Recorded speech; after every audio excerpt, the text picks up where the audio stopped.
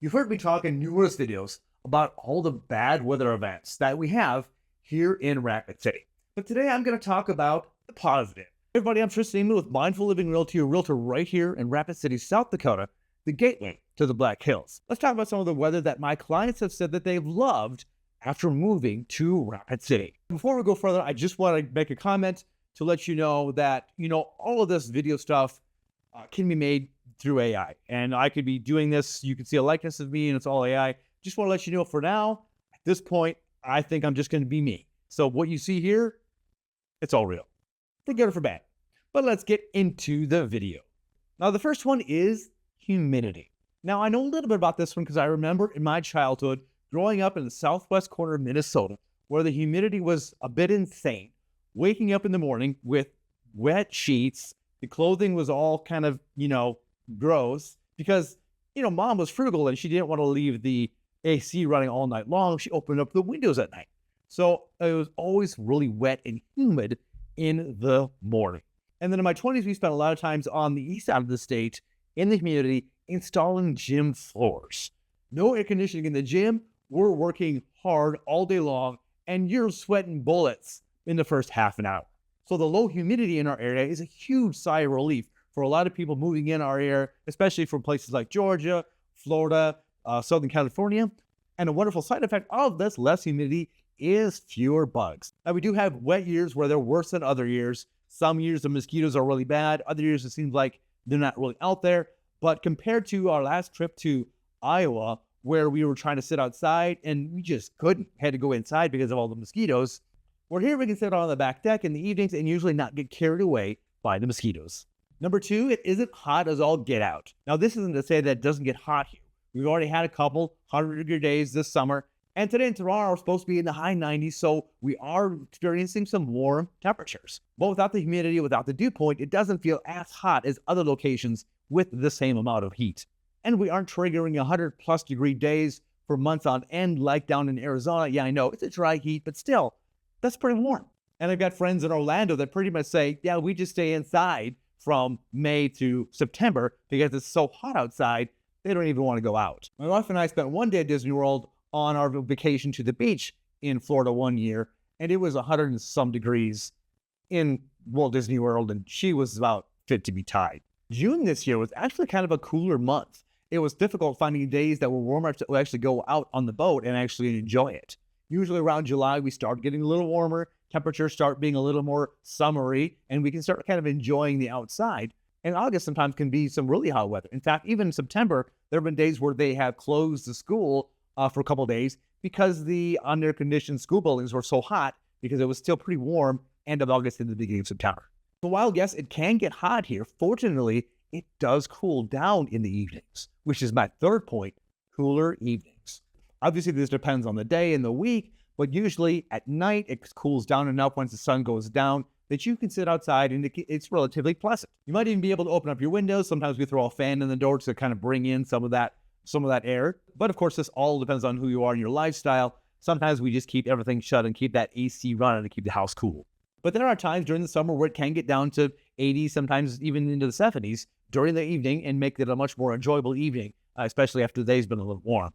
In fact, just this past weekend, we had a nice 4th of July weekend, but then that Sunday, it really cooled down that Saturday night. Sunday was only about 70 degrees, hanging out outside. It was almost kind of chilly sitting there in the shade when the breeze came up every once in a while. And that night, I got up in the middle of the night, opened the door. It probably was like 60 degrees outside. So we can get some cooler evenings and some cooler nights, even during the summertime. I had to keep this next one for point number 4 because it's 4 seasons. A lot of people really love this about the area. The fact that there's a lot of variety.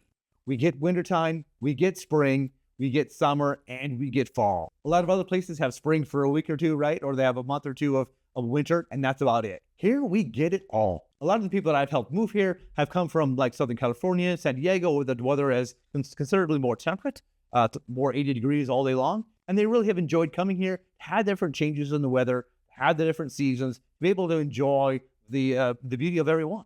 Not everybody loves the cold winters, the blizzards that they can bring, all the things that are associated with the winter. But there's also a certain beauty that it brings, a certain quietness that it brings. When the snow is just falling gently one evening, it can just be a beautiful time to be in Rapid City and the Black Hills. I love springtime in the Black Hills. The smells, everything starts becoming alive. The greenness as things start popping up. It's a beautiful time to be here. Plus, the tourists haven't quite come here yet, so it's great to be able to get out and start enjoying the Black Hills as we're getting tired of being in the winter and ready for summer. Summertime is one of the best times to be in the Black Hills, especially if you want to be out doing all the attractions, out the touring, out on the lakes, all the different things that can happen in the Black Hills in the summertime.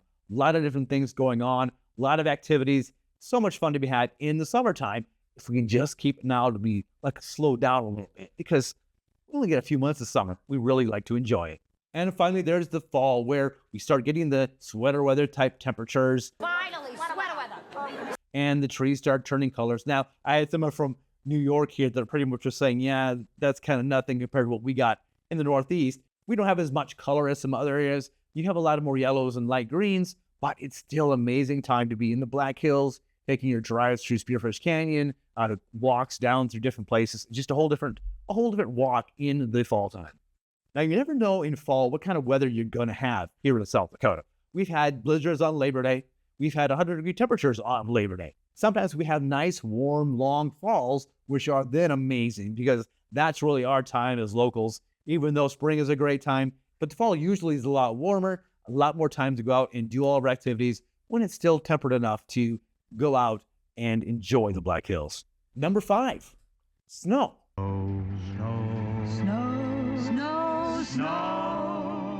I know some people actually moved here and was like, hey, I'm excited about the snow. I had one family coming up here from Arizona that was like, we want to get away from the heat, and hey, we want to really be in the snow. And that year was kind of not a very snowy year. And he was calling me up and saying, hey, you said there was going to be snow. I want a refund, kind of giving me a rough time about there not being snow that year. Once the snow hits, there's a whole bunch of different activities and things that you can do in the wintertime. Snowmobiling, skiing, sledding, all the different things, even just winter hiking, where that summer hike that you took is a whole new ballgame in the wintertime. One year we went to Rough Rock Falls, except instead of being able to actually drive all the way to the falls, it was about a 1.5 mile walk, except it was actually on snowshoes because there was about 1.5 foot of snow that we were wandering through. And it was very beautiful to see the snow piling up along the creek banks and all the different things. Beautiful hike. And as we got to the falls, it was partially frozen. Really very picturesque, really cool hike in the wintertime. And White Christmas. Well, hopefully it hasn't always worked out that way lately, but your chances are a little higher having White Christmas up here than Arizona for sure. Speaking of wintertime, number 6 is sunshine. I just had a conversation today with some people that were in an area that had a lot of clouds and a lot of dreary, and one of their requirements for where they should move to is sunshine during the winter. The stats say we have about 265 days of sun or partial sun a year, and so during the wintertime, we might have 2 or 3 days of cloudiness, but usually then we'll have some sunshine after that. Yeah, it'll be cold, it'll be 20 degrees, but it'll be crystal clear, the sun will be shining, and it'll feel a lot better than the gloomy, cloudy atmosphere that some other places have. Usually if we're seeing clouds for over a week, we're kind of looking at each other going, what's wrong? Usually we have some sunshine between now and then. We love our sunshine during the winter. And finally, thunderstorms. I had a client that was on their way up from Southern California, and they had heard that a thunderstorm had come through and they had missed it. And she was kind of sad that she had missed the thunderstorm because she was looking forward to that rain coming down, the thunderstorm, the lightning, and just being in that thunderstorm moment. Now, of course, during the summertime especially, they can get severe. They can bring some winds. They can bring some hail, all the things. But there's nothing quite like just having that gentle rain come down, hearing, listening to the thunder, watching the lightning. We have some pretty amazing thunderstorms that, if you're lucky, get followed by some rainbows. All right, so what do you think? If you've lived in the area for a while, what are your favorite weather patterns? Or if you're thinking about moving to the area, what are some of the things that you're most looking forward to? Let me know in the comments below. If you like this video, make sure you check out this one about, the negative weather patterns in the Black Hills. We got them. We got to talk about them. You got to know about them. Thanks so much for watching. Have an amazing day. Remember, love where you live.